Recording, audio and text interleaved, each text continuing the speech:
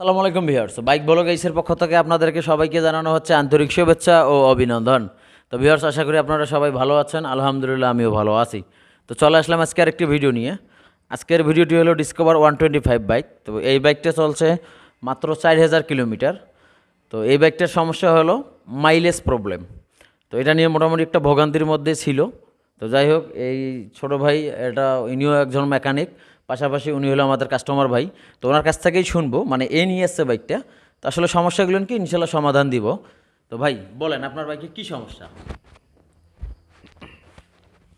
Hello, আমার বাইকের সমস্যা হচ্ছে তেল সার্ভিস কম যায় আর একটা আওয়াজ করে ইঞ্জিনের মধ্যে। এইটাই। ঠিক ঠিক আওয়াজ করে হ্যাঁ, নাকি? হ্যাঁ, হ্যাঁ, আচ্ছা, এই দুটোই তো সমস্যা। হ্যাঁ। আচ্ছা, ঠিক আছে। তো ভিউয়ার্স, আশা করি বুঝতে পারছেন আমাদের ইঞ্জিন থেকে একটা সাউন্ড আসতেছে আর মাইলেজটা খারাপ। তো চলুন আমরা আগে ইঞ্জিনের সাউন্ডটাই শুনি, তারপরে আমরা অন্যান্য বিষয়গুলো সর্বপ্রথম বাইকটা স্টার্ট দেবো। তো বাইকটা আপনাদের কিছু সময় দেখা গেল চিক চিক চিক চিক একটা আওয়াজ করে, আর অন্য সময় একটু ঝেরঝেরি, মানে একটা 4000 কিলো চলছে, সাউন্ডটা একদম বাজে। এনারা ট্যাপের টাইম এনছেন, অনেক কিছু অ্যাডজাস্ট করছে, তারপরেও হয় নাই। আসলে না হওয়ার পিছনে কারণটা কি সেটাও আমরা দেখবো।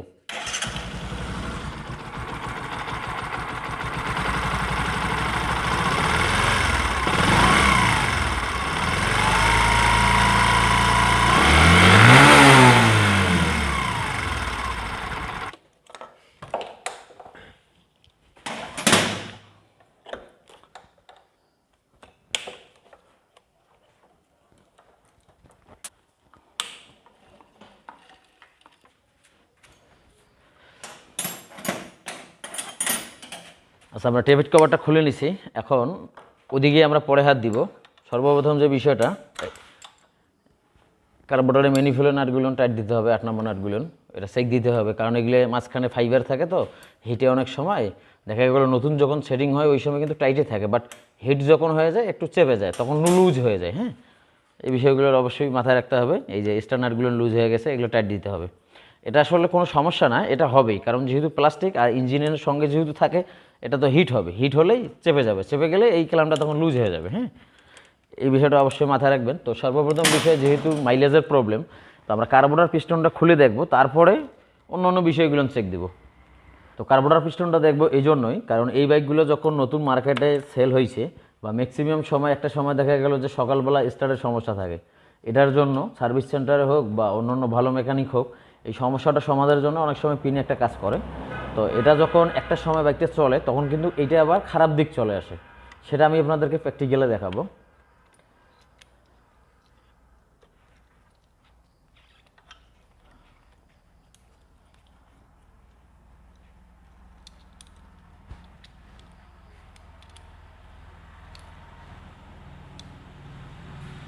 দেখা যায়?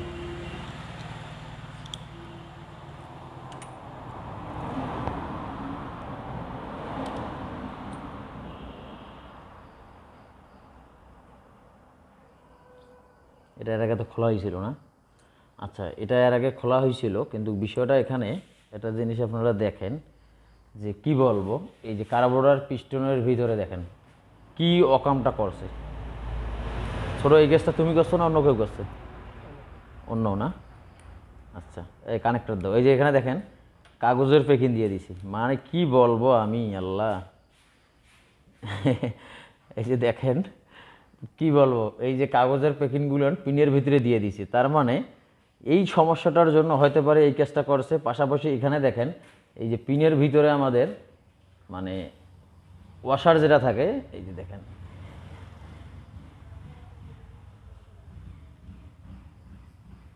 এই যে ওয়াশার ভিতরে দেওয়া আছে। তো আশা করি আপনারা বুঝতে পারছেন। তো বিষয়টা হলো এখানেই, আমি খোলার আগেই আপনাদেরকে বললাম যে এই পিনের ভিতরে কোনো কিছু সমস্যা হতে পারে। নতুন বাইক আপনার কার্বোরেটর খুলতে হবে না, অনেক সময় হতে পারে, কিন্তু বিষয়টা হলো যেটা আমি আপনাকে আগেই বললাম, এই বাইকগুলো প্রথমত একটু স্টার্টের সমস্যা হয়, কারণ নতুন বাইক, নতুন কার্বোরেটর সব কিছু একটা সময় যদি এভাবে আমরা চালাই, তখন কিন্তু সমস্যাটা অটোমেটিক সলভ হয়ে যায়। সলভ হওয়ার কারণটা হলো যে কার্বোরেটরের সোলো জেট, মেইন জেটের যে ছোটো ছোটো ছিদ্র, বা কার্বোরেটরের অনেকটা অংশ জুড়ে কিন্তু ছোটো ছোটো ছিদ্র দিয়ে, মানে পুরোটা একটা বলবো কি বলবো আর, ছিদ্র দিয়ে আছে আর কি। তো এটা যখন একটা সময় চলে, ইঞ্জিন যখন ফ্রি হয়ে যায়, যেহেতু এই বাইকগুলো হলো আমাদের তেল সাশ্রয়ী বাইক, এই জন্য কোম্পানি ওভাবেই কিন্তু তৈরি করে দেয়, যখন একটা সময় চলে ইঞ্জিন ফ্রি হয়ে যায় এবং কার্বোরেটরে ষোলো জেটের বিভিন্ন জায়গাগুলো ক্লিন হয়ে যায় বা লাইন কি সঞ্চালনটা ঠিক থাকে, তখন কিন্তু অটোমেটিক এটা ঠিক হয়ে যায়।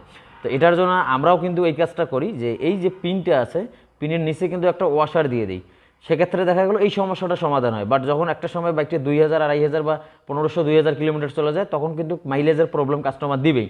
তখন আমরা কি করি, এই ওয়াশারটা উপরে দিয়ে দিব। এটাই কিন্তু এর প্রাথমিক চিকিৎসা। তার মানে এটা না যে বাইক খারাপ বা ইঞ্জিনের কোনো ত্রুটি, স্পার প্লাগের ত্রুটি, সিডিআই ইউনিটের ত্রুটি, এরকমটা কোনো কিছুই না। আশা করি বুঝতে পারছেন। তো এখানে কি বলবো, এখানে ওভার এক্সপিরিয়েন্স কাজ করা হয়েছে। আপনার পিনের নিচে সাদা কাগজ দিয়ে পেকেন দিয়ে দিয়েছে, আসলে আমার হাসি লাগতেছে। তো যাই হোক, বিষয়টা হলো যেটা, যার যতটুকু অভিজ্ঞতা সেভাবেই কাজ করবে। আর আমার কাছে যেহেতু আসছে, ইনশাআল্লাহ এটার সমাধান আসবেই।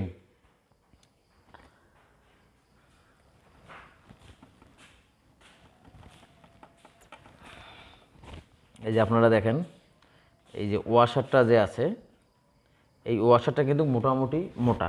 তো এই ওয়াশারটা আমরা খুলে রাখলাম, রেখে আমরা এখন শুধু এই কভারটা লাগিয়ে দিলাম, মানে প্লাস্টিকের যে কভারটা। আচ্ছা, এটা লাগাই দিলাম। দেওয়ার পরে আমরা ওয়াশারটা এখন উপরের দিকে দিব, ওয়াশারটা উপরের দিকে দিব। এখানে আরেকটা বিষয় আমি আপনাদেরকে বলি, সকালবেলা যখন বাইকগুলো স্টার্টের প্রবলেম হয়, আরপিএমে যখন থাকে, তো এখানে আমাদের শুধু একটা জিনিসেই মার্ক করতে হবে যে আরপিএমে যখন বাইকটা সমস্যা হয় বা সকালবেলা যখন সমস্যা হয়, আরপিএমে যখন থাকে, তখন কিন্তু 16 জেট থেকে তেলটা প্রোভাইড করে ইঞ্জিনের ভিতরে বা কার্বোরেটর দ্বারা আপনার কম্প্রেশন চেম্বারে।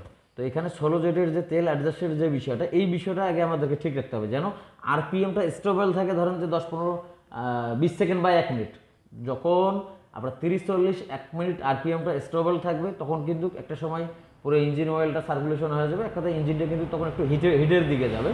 তখন আমাদের কিন্তু ধীরে ধীরে থতল দিলে আমাদের এটা ঠিক হয়ে যাবে। এটা কিন্তু ডিসকভার 125 এই বাইকটা না, ম্যাক্সিমাম বাইকের ক্ষেত্রে কিন্তু এটা, মানে আপনি সকালবেলা স্টার্ট দিয়ে সাইডে থতল দিয়ে পালসার, আরটিআর, অ্যাপাচি, জিক্সার বাইকের মতো থতল নিতে পারবেন না।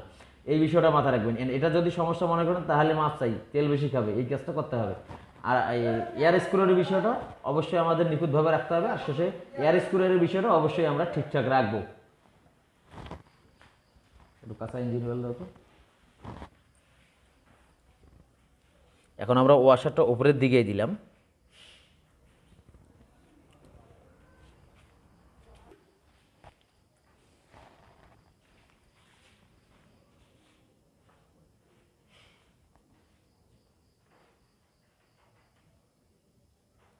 আর এই যে স্প্রিংটা যখন বসাবো, এই যে ভেতরে দেখবেন গ্রুপ করা আছে, এই গ্রুপের মধ্যে যেন বসে।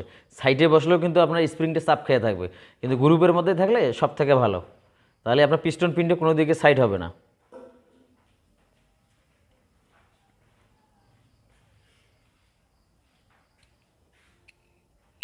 এই পিস্টন পিনটা হাই করে ওখানে আমরা মাঝখানে বসিয়ে দিলাম। এখন পিস্টন পিনটা মাঝখানে আছে। এগুলো কিন্তু ছোট বিষয়, কিন্তু এগুলো থেকে কিন্তু অনেক রকমের ভুল হয়ে যায়। পিস্টন এক সাইডে, পিনটা এক সাইডে ক্ষয় হয়ে যাবে, একটা সময় তেল মাইলেজটা ঠিকই হবে না।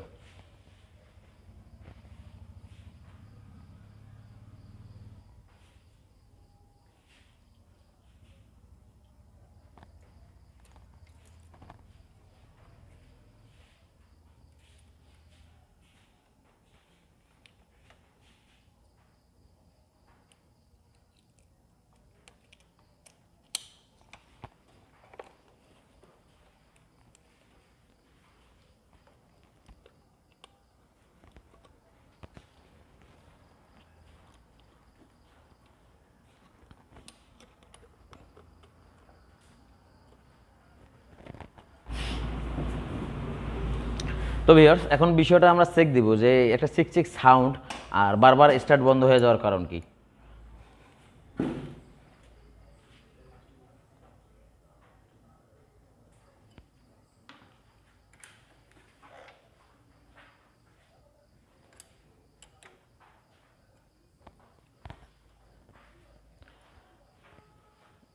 আমি কি বলবো এখানে আপনাদেরকে, যে আমি কিছুদিন আগে একটা ভিডিও শ্যুট করছিলাম, আপনারা অনেকেই জানেন যে আমাদের ট্রাফিক ক্লিয়ারেন্সটা ঠিকঠাকভাবে রাখতে হবে। ইঞ্জিন যখন হিট হয়ে যাবে, ভাল্বটা একটু বেড়ে যাবে, এই জায়গাটা যদি আমরা না দেই, তাহলে সেক্ষেত্রে আপনার ইঞ্জিনের ক্যামেরা করা নষ্ট হয়ে যাবে, ভাল্বটাও কিন্তু বাঁকা হয়ে যাওয়ার চান্স আছে, বিশেষ করে এক্সস্ট ভাল্বটা। কারণ এটা তো মানে কি বলবো, মানে জ্বলন্ত আগুনে থাকে। হ্যাঁ, তো এখানে যদি প্রেশার দেওয়া হয় 2 থেকে, তাহলে আপনারা বলেন তো কী হবে।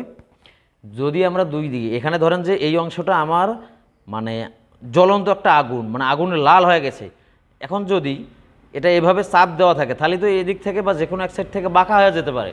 এই জন্য তো কোম্পানি প্রতিটা বাইকের দেখবেন যে ইনটেক ভ্যালভের থেকে এক্সজস্ট ভালভটা আমাদের ফ্রি পেলে বাড়াই দিছে, এই জন্যই দিছে। কিন্তু বিষয়টা হলো যেটা এখানে আমাদের 0.01 মিলিমিটারও ফ্রি পেলে আছে কিনা দুইটা ভালভ আমার জানা নেই। তো এখন আমি আপনাদেরকে মাপতেছি, মানে মাপে দেখাচ্ছি, আপনারা প্র্যাকটিক্যালে দেখেন তাহলে বুঝতে আরও সুবিধা হবে। এই জন্যই ওই সিক্স সিক্স সাউন্ডটা হয়েছে, আপনার একজস্ট ভালভটার মধ্যে কোনো ত্রুটি হয়েছে। এখন আমরা এটা ঠিক করার পর যদি কপাল ভালো হয় এই সাউন্ড ঠিক হবে, রিমুভ হবে, না হলে ভালভ পাল্টাইতে হবে, এর মাঝে কোনো সন্দেহ নেই। তো এখন আমি ভালভ পরিবর্তন করব না, আগে আমরা অ্যাডজাস্ট করে চালাবো, দেখি কি রেজাল্টটা দাঁড়ায়। এই যে দেখেন, মানে কী বলবো, আমার শক্তি দিয়েও কোনো কাজ হচ্ছে না। তো এখন এটা আমরা অ্যাকুরেট করব। তো ডিসকভার বাইকগুলোতে আমাদের ইনটেক ভ্যালভ থাকবে 0.05 mm।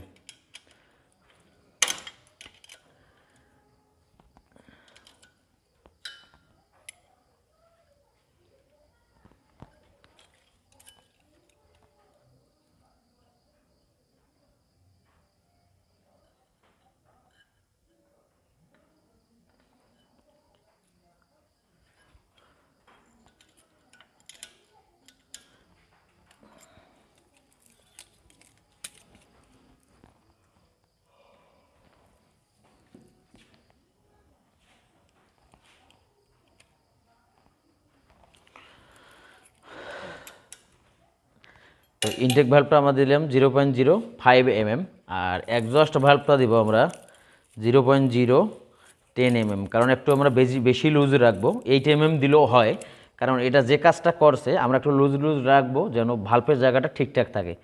তো এটার অবস্থা আরও শোচনীয়, মানে ইনটেক ভ্যালভ যতটুকু মানে একটু লুজ ছিল, এক্সজস্ট ভ্যালভ সেটাও নেই, মানে কি বলবো, আমার বলার ভাষা নেই।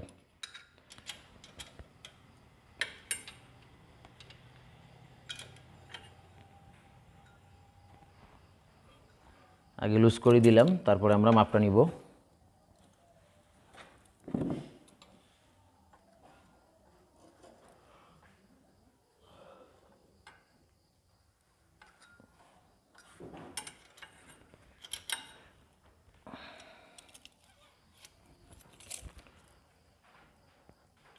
তো আশা করি সিক্স সিক্স সাউন্ডের যে বিষয়টা এটা কিন্তু ঠিক হয়ে যাবে। তো এখন আমরা টেপের কভারটা লাগাই দিয়ে স্টার্ট করে আপনাদেরকে সাউন্ডটা শোনাচ্ছি। তখন আমরা বাইকটা স্টার্ট দিব। বিসমিল্লাহির রহমানির রহিম। তো ভিউয়ার্স, এখন আপনারা সাউন্ডটা শুনুন।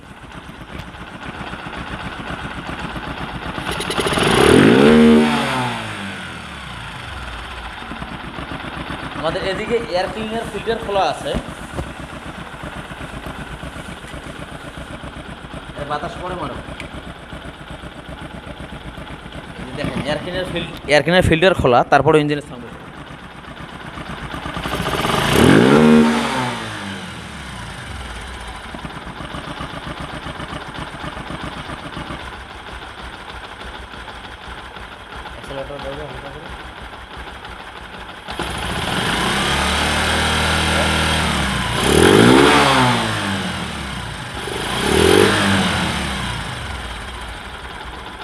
তো আশা করি বুঝতে পারছেন, আপনার টেপের যদি বেশি টাইট হয়ে যায় সেক্ষেত্রেও কিন্তু বাইকের খারাপ সাউন্ড চলে আসবে। আর এইভাবে যদি ভুলভাল টেপের অ্যাডজাস্টে চলে তাহলে একটা সময় ক্যামেরা রকার ক্ষয়ে যাবে, এর মাঝে কোনো সন্দেহ নেই।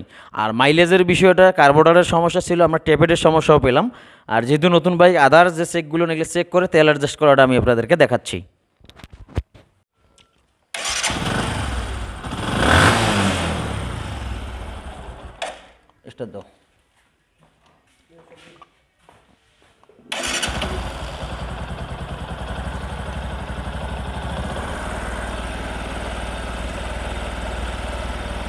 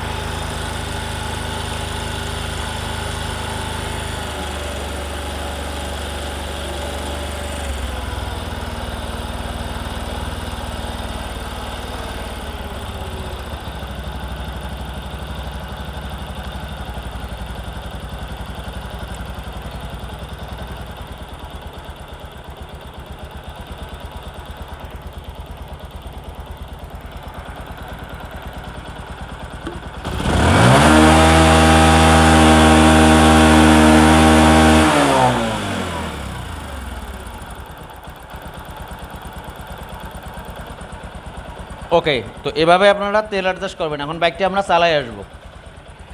তো ভিউয়ার্স, সবশেষ বিষয়ে বাইকটা আমাদের ওকে। তো বড় ভাই বাইকটা চালায় আসলো, তো ওনার কাছ থেকেই শুনি যে আসলে গাড়িটা যে জাম ছিল বা সাউন্ডের প্রবলেম, এগুলো আসলে সমাধান হইলো কিনা। ভাই বলেন। হ্যাঁ, সমাধান হয়ে গেছে। সাউন্ড আগের সাথে অনেক ভালো হয়ে গেছে, এখনও গাড়িটাও ফ্রি হয়ে গেছে। আর কিছু আর কি সমস্যা বোঝা যাচ্ছে না। আচ্ছা, তো এখন তাহলে অবশ্যই আপনি তেলটা মেপে আমাকে জানাই দিবেন, এটা আমার অনুরোধ। আর ইনশাআল্লাহ তেল কম খাবে। হ্যাঁ, আমিও তো স্বীকার করি যে তেল একটু কম খাবেই। আচ্ছা আচ্ছা আচ্ছা। ঠিক আছে, ধন্যবাদ আপনাদেরকে। তো ভিউয়ার্স, আশা করি বুঝতে পারছেন। তো যে বিষয়গুলো দেখলেন, এখানে কিন্তু বিষয় দুইটাই ছিল, হ্যাঁ।